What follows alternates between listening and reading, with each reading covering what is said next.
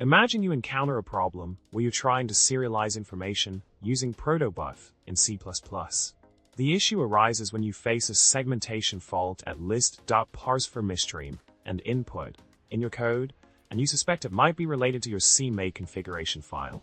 To address this, you delve into the solution provided, where it's explained how the on-wire representation of phonebook serialize contact list differs from individual structs phonebook serialize contact.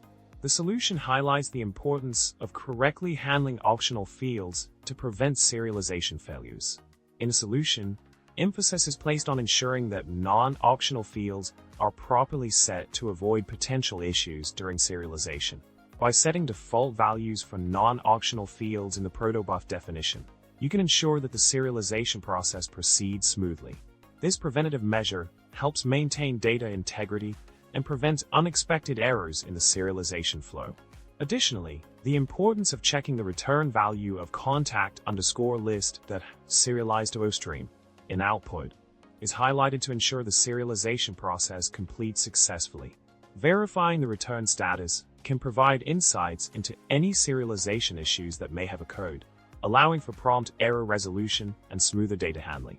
An essential aspect of the solution involves adjusting the Protobuf message definition to correctly handle optional fields. By utilizing the optional definition for the date field within the contact message, you can accurately represent optional data in the Protobuf schema. This adjustment ensures that optional data is treated appropriately during serialization and deserialization processes. Furthermore, updating the code structure by introducing necessary header inclusions and struct definitions allows for a clearer and more organized implementation.